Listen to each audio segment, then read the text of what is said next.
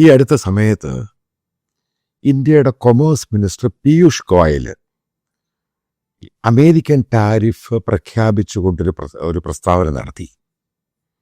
അപ്പോൾ അദ്ദേഹം അതിനകത്ത് പറയുന്നത് രാഹുൽ ഗാന്ധി ചൈനയുമായിട്ട് ട്രേഡ് ഡീൽ നടത്താൻ വേണ്ടി ഗൂഢാലോചന നടന്നു. ആ സംഭവം അവിടെ നിൽക്കട്ടെ.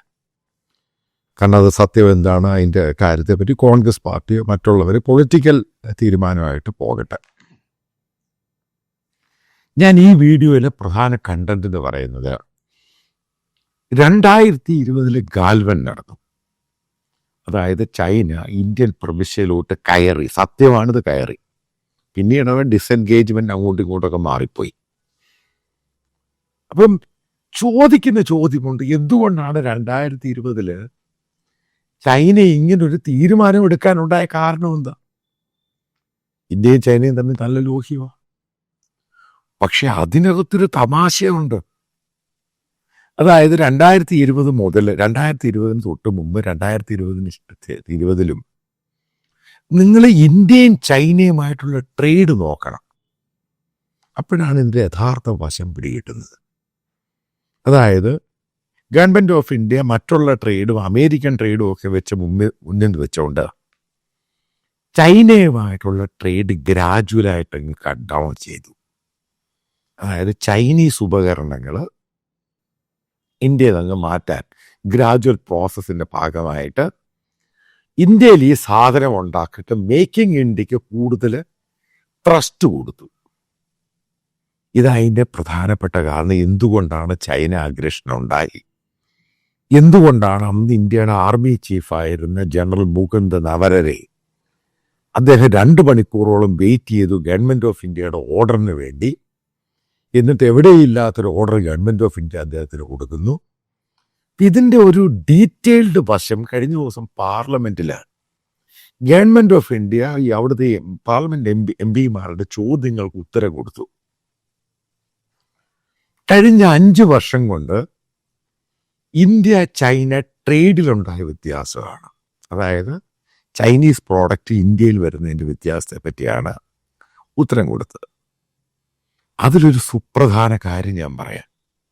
അതായത് വിത്ത് ഡോക്യുമെന്റ്സ്, പാർലമെന്റിൽ കൊടുത്ത ഡോക്യുമെന്റ്സ് 2020 മുതൽ 2025 വരെ ഏകദേശം 108% ചൈനീസ് ഇമ്പോർട്ട് ഇന്ത്യയിലോട്ട് നടന്നിരിക്കുന്നത്. ഇന്ത്യയുടെ എക്സ്പോർട്ട് എന്ന് പറഞ്ഞ ചൈനയിൽ ഈ പറയുന്ന 19 ബില്യൺ അതേപോലെ നിൽക്കുന്നു. ചൈനയുടെ ഇന്ത്യയിലോട്ടുള്ള എക്സ്പോർട്ട് എന്ന് പറയുന്നത് ഏകദേശം 138 ബില്യനായിട്ടങ്ങ് മാറി.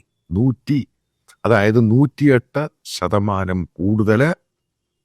അതേപോലെ തന്നെ ട്രേഡിൻ്റെ ഡെഫിസിറ്റ് എന്ന് പറയുന്നത് ചൈനയുടെ കൺട്രോളിൽ 117 ബില്യൺ. അവൻ മനസ്സിലാക്കുക, ചൈനയും ഇന്ത്യക്ക് പേടിയാണ്. ചൈന അതിനുവേണ്ടിയാണ് ചെയ്തത്. ഈ ഫാൽഗാമും ഓപ്പറേഷൻ സിന്ദൂറും ഒക്കെ ചൈനയാണ് ചെയ്തത്. കാരണം ചൈന ഇന്ത്യ വിരട്ടി അങ്ങ് നിർത്തി. ചൈനയ്ക്ക് ഇന്ത്യൻ മാർക്കറ്റ് കിട്ടിയേ മതിയാവത്തുള്ളൂ. അതിന് ചെയ്ത പരിപാടിയാണ് ഗാൽവൻ എന്ന് പറയുന്നത്. അതിനുശേഷം ചെയ്തതാണ് ഓപ്പറേഷൻ സിന്ദൂർ. പാകിസ്ഥാനെ പ്രോക്സി ആയിട്ട് ചെയ്തത്. കാരണം ചൈനയ്ക്ക് ഇന്ത്യൻ മാർക്കറ്റ് വേണം. ഇന്ത്യയിലെ ആത്മനിർഭർ ഭാരത് എന്ന് പറയുന്നത് ഈ പറയുന്ന പച്ചക്കള്ളവാ. 100% നിങ്ങൾ നോക്കുക, പ്രോഡക്റ്റ് 117 ബില്യന്റെ ഡെഫിസിറ്റ്. അതും കഴിഞ്ഞ പ്രാവശ്യം നിർമ്മല സീതാരാമൻ നടത്തിയ ബജറ്റിന്റെ പ്രസംഗത്തിനകത്ത് അത് നേരത്തെ ചൈനയുടെ പല സാധനങ്ങൾ 500ഓളം ഐറ്റംസിന് അത് 10% ടാരിഫാക്കി അങ്ങ് കൊടുത്തു. പിന്നീട് ഗവൺമെൻറ് ഓഫ് ഇന്ത്യ, അതായത് മോദി ഗവൺമെൻറ്റും ചൈനീസ് ഗവൺമെൻറ്റുമായിട്ടുള്ള ധാരണയുണ്ടായി ചൈന SCO മീറ്റിങ്ങിൽ. അതിനകത്ത് ചൈനീസ് കമ്പനികൾക്ക് ഇന്ത്യൻ കോൺട്രാക്റ്റിംഗ്, റെയിൽവേയുടെ ആണെങ്കിലും നാഷണൽ ഹൈവേയുടെ ആണെങ്കിലും അണക്കെട്ടിൻ്റെ കോൺട്രാക്റ്റിൽ പങ്കെടുക്കാം. 2020 ഗാൽവന് ശേഷം ഈ പറഞ്ഞുവിട്ട സംഭവങ്ങളെല്ലാം 100% ശക്തമായിട്ട് തിരിച്ചു വരുന്നു. കാരണം എന്താ? കൃത്യമായിട്ട് പറയാം, മോദി ഗവൺമെൻറ്റിന്, ഇപ്പോൾ ഇന്ത്യ ഭരിക്കുന്ന ഗവൺമെൻറ്റിനും ചൈനയെ ഭയങ്കര പേടിയാണ്. ചെറിയ പേടിയല്ല, വലിയ പേടിയാണ്. കാരണം ഹ്യൂജ് ബോർഡറാണ് ചൈനയുടെ, അതേപോലെ മറ്റൊരു ഹ്യൂജ് ബോർഡറാണ് പാകിസ്ഥാൻ്റെ, മറ്റൊരു ഹ്യൂജ് ബോർഡറാണ് ബംഗ്ലാദേശിൻ്റെ. കാരണം ഇന്ത്യക്ക് പേടിയാണ്. എന്തെങ്കിലുമൊക്കെ ഇഷ്യൂ നടന്നു കഴിഞ്ഞാൽ ചൈന ഇന്ത്യ കയറി അടിക്കുമെന്നറിയാം. ചെറിയ അടിയല്ല, നല്ല അടി ടെസ്റ്റ് എക്സ്പെരിമെന്റ് നടത്തും. അത് ഇന്ത്യക്ക് നഷ്ടപ്പെടുമെന്നുള്ളത് അറിയാവുന്നത് കൊണ്ടാണ് ഈ ചൈന പിടിച്ച സ്ഥലങ്ങളുണ്ട് 1962 വാറിൽ. അതിനെപ്പറ്റി പല ആവർത്തി അത് നെഹ്റുവിൻ്റെ പ്രശ്നമാണ്, അവരുടെ പ്രശ്നമാണെന്ന് പറയുന്നു എന്നല്ലാതെ നിങ്ങൾ ശ്രദ്ധിച്ച് മനസ്സിലാക്കണം. അതെങ്ങനെ തിരിച്ചു പിടിക്കണം അതിനെപ്പറ്റി പറയുന്നില്ല. ഈ തമിഴ്നാട്ടിൽ അവിടെ ചെന്നൈക്കടുത്ത്, തമിഴ്നാടിനടുത്ത് ഒരു ചെറിയൊരു ദ്വീപ്, അത് ശ്രീലങ്കയുടെ ആണെന്നും പറഞ്ഞ് മോദി കിടന്ന് ബഹളം ഉണ്ടാക്കുന്നു ഒരു ഇലക്ഷനിൽ. അന്ന് ഇത്രയോ സ്ക്വയർ കിലോമീറ്റർ ചൈനയുടെ കയ്യിൽ ഇപ്പോഴും ഇരിക്കുകയാണ്. എന്തോ അതിനെപ്പറ്റി മിണ്ടാത്ത, അതൊക്കെ പൂർണ്ണമായിട്ടും കളഞ്ഞു. അതായത് ഇപ്പം ചൈനയ്ക്ക് ഇന്ത്യൻ മാർക്കറ്റ് ഉണ്ടായേ മതിയാവത്തുള്ളൂ. ഞാനൊരു കാര്യം കൃത്യമായിട്ട് പറയാം, ഈ പോക്ക് പോവുകയാണെങ്കിൽ ആത്മനിർഭർ ഭാരത് എന്ന് പറഞ്ഞ് ഞാൻ വീണ്ടും പറയുന്നത് പച്ചക്കള്ളമാണ്. കാരണം ഇത്രമാത്രം ചൈനീസ് പ്രോഡക്റ്റ് ഇന്ത്യയിലോട്ട് വരികയും കൂടുതൽ ഇത് ഓപ്പൺ ചെയ്ത് കൊടുക്കുകയും ചെയ്തു കഴിഞ്ഞാൽ ഉണ്ടാകുന്ന സംഭവം എന്ന് പറയുന്നത്, വരാൻ പോകുന്ന ഒരു വർഷത്തിനുള്ളിൽ ചൈനീസ് ഇമ്പോർട്ട് ഇന്ത്യയിൽ എന്ന് പറയുന്നത് ട്രേഡ് ഡെഫിസിറ്റ്, ചൈനയുടെ സാധനം ഇന്ത്യയിൽ ഏകദേശം 250 ബില്യണോട്ട് പോകും. നിങ്ങൾ മനസ്സിലാക്കുക, ഇന്ത്യ അമേരിക്കൻ ട്രേഡുമായിട്ടുള്ളത് ഇപ്പോഴും 87 ബില്യണേ ഉള്ളൂ. ഈ ചൈനീസ് സാധനമെല്ലാം കൂടി ഇന്ത്യയിലോട്ട് വരികയും അതേപോലെ തന്നെ ഇന്ത്യൻ കോൺട്രാക്റ്റിൽ ചൈനയും കൂടെ കയറി വന്നു കഴിഞ്ഞാൽ നിങ്ങൾ ആ സ്ഥിതി ആലോചിക്കണം. ഒരു കാര്യം കൃത്യമാണ്, ഇന്ത്യക്ക് ഈ പറയുന്ന പല ക്രിട്ടിക്കൽ ടെക്നോളജിയും പല സംഭവങ്ങളും ഇല്ല. നമ്മുടെ നാഷണൽ ഹൈവേ പലയിടത്തും പൊളിഞ്ഞത് പല ചൈനീസ് ടെക്നോളജിയുമായി ബന്ധപ്പെട്ട് നമുക്കതില്ല. 2020 ശേഷം അതങ്ങ് മാറ്റി. അതേപോലെ തന്നെ നിങ്ങൾക്കറിയാം, നമ്മൾ ടണൽ ഉണ്ടാക്കിയത് ഉത്തരാഖണ്ഡിലാണെങ്കിലും, അതായത് ഡൽഹി മുംബൈ എക്സ്പ്രസ് ഹൈവേയിലും ടണൽ ഉണ്ടാക്കി ഇവിടെ എല്ലാം ഫ്ലോപ്പായിപ്പോയി. ഇവിടൊക്കെ വരുന്നതിൽ കുഴപ്പമൊന്നുമില്ല. പക്ഷേ ഇന്ത്യയുടെ മറ്റുള്ള ഇൻഫ്രാസ്ട്രക്ചറും പോർട്ടും അവിടെയൊക്കെ ചൈനീസ് കമ്പനികളും അങ്ങോട്ട് വന്നു കഴിഞ്ഞാൽ, പലയിടത്തോട്ടും അങ്ങോട്ട് കയറി കഴിഞ്ഞാൽ ഒരു കാര്യം കൃത്യമായിട്ട് പറയാം, ഇന്ത്യക്കാർക്ക് ജോലി കിട്ടാതാകും. ചൈനീസ് കമ്പനികൾ ഇവിടെ പൂർണ്ണ ആധിപത്യത്തിലോട്ടങ്ങ് പോകും. എല്ലാ സ്ഥലത്തും ചൈനീസ് സാധനങ്ങൾ തന്നെ വരും. ഒരു കാര്യം ഞാൻ പറയാം, അമേരിക്കൻ കമ്പനികൾ ഇന്ത്യയെ വന്ന് അവിടുത്തെ സോപ്പും ജീപ്പും കണ്ണാടി ഒന്നും വിൽക്കാനൊന്നും അവർ താല്പര്യമൊന്നുമില്ല. അവരുദ്ദേശിക്കുന്ന എയർക്രാഫ്റ്റും അങ്ങനെ യുദ്ധ ഉപകരണങ്ങളൊക്കെ സംഭവം, പിന്നെ ബോയിങ്ങും ആ സംഭവങ്ങളൊക്കെയാണ്, പിന്നെ ടെക്നോളജി. പക്ഷെ ചൈന എന്ന് പറയുന്നത് ഇന്ത്യയുടെ എല്ലാ തലത്തിലും ബാധിക്കുന്ന രീതിയിൽ ഇങ്ങോട്ടുള്ളയും അവരങ്ങോട്ട് എക്സ്പോർട്ട് ചെയ്യും. ഇന്ത്യ മുഴുവൻ അങ്ങ് എടുക്കും, ഡയറക്റ്റ് ഹോം എടുക്കും.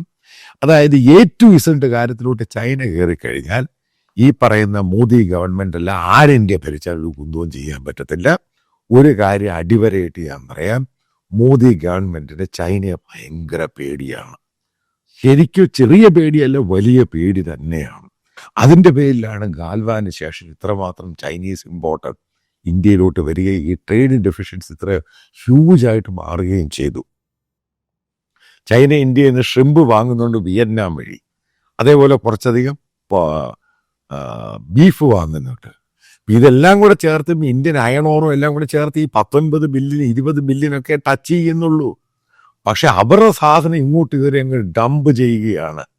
ഈ ഒരു പോക്ക് ഇന്ത്യയുടെ അതിനിർണായകമായ ദിവസങ്ങളിലോട്ടാണ് പോകുന്നത്. ഒരു സൈഡിൽ കൂടെ അമേരിക്കൻ സാധനങ്ങൾ 0 ടാരിഫിൽ വരുന്നു, ഒരു സൈഡിൽ നിന്ന് 10% ടാരിഫിൽ ചൈനീസ് സാധനങ്ങൾ ഇന്ത്യയിലോട്ട് വരുന്നു. പിന്നെ ഇവിടെ എന്തു കുന്തമാണ് ഉണ്ടാക്കാൻ പറ്റുന്നത്? ആർക്ക് ഇന്ത്യൻ സാധനം വേണം? ഓട്ടോമേറ്റഡ് ആയിട്ടുള്ള ചൈനീസ് സാധനങ്ങൾ ഇവിടെ കയറി വന്നു കഴിഞ്ഞാൽ ഏത് ഇന്ത്യൻ കമ്പനിക്ക് കോമ്പറ്റ് ചെയ്യാൻ പറ്റും? ഇന്ത്യയുടെ എല്ലാ സെക്ടറിലും ഇത് ബാധിക്കാൻ പോവുകയാണ്. അതായത് കൃത്യമായിട്ട് പറയാം, പാർലമെന്റിൽ വെച്ച നോട്ട് വെച്ച് നോക്കുകയാണെങ്കിൽ ഗവൺമെന്റ് ഓഫ് ഇന്ത്യയും മോദി ഗവൺമെന്റും ചൈനയെ വല്ലാതെ ഭയക്കുന്നു. ആ ഭയത്തോടു കൂടിയാണ് ഈ സാധനങ്ങൾ, കാരണം അവരെ പ്രീതിപ്പെടുത്താൻ വേണ്ടിയാണ് ഈ സാധനങ്ങൾ വാങ്ങുന്നത്. അത് നിർണായകമായ രീതിയിലോട്ട് ഇന്ത്യൻ എക്കോണമിയും ഇന്ത്യയുടെ ഡൊമസ്റ്റിക് ആയിട്ടുള്ള എക്കോണമിയും താഴാൻ പോകുന്നു. മറ്റൊരു സുപ്രധാന കാര്യമുണ്ട്, കഴിഞ്ഞ ബജറ്റിൽ പറഞ്ഞ പോലെ 12% ഡൊമസ്റ്റിക് ആയിട്ടുള്ള ഇൻവെസ്റ്റ്മെന്റ്. അതായത് ഈ ഇൻവെസ്റ്റ്മെന്റ് എന്ന സാധനം മാറുന്നില്ല കഴിഞ്ഞ 6 വർഷം കൊണ്ട് 12% നിൽക്കുക. അതായത് ഇന്ത്യയിലുള്ളവർക്ക് ഇന്ത്യയിൽ ഇൻവെസ്റ്റ് ചെയ്യാനും അതേപോലെ എക്സ്പാൻഷന് യാതൊരു താല്പര്യം, കാരണം എല്ലാവർക്കും വിദേശ രാജ്യങ്ങളിലോട്ടാണ് പോകുന്നത്. അതായത് BJPയെ മോദിയെ സ്നേഹിക്കുന്നവർക്ക് ഒരു ഇന്ത്യയിൽ ഇൻവെസ്റ്റ് ചെയ്യാൻ ഭയമാണ്. കാരണം ഈ പറയുന്ന ചൈനീസ് പ്രോഡക്റ്റുകൾ വന്ന് ഇതിനെ മുഴുവനും വിഴുങ്ങുമെന്നറിയാം. ആ ഒരു ഭയം നിൽക്കുന്നതുകൊണ്ടാണ് ഇന്ത്യൻ പ്രോഡക്റ്റുമായിട്ട് ബന്ധപ്പെട്ട കമ്പനികളൊന്നും ഇന്ത്യയിൽ ഉണ്ടാകാത്തതിൻ്റെ കാരണം ഈ കമ്പനികളെല്ലാം പൂട്ടിപ്പോവുകയാണ്.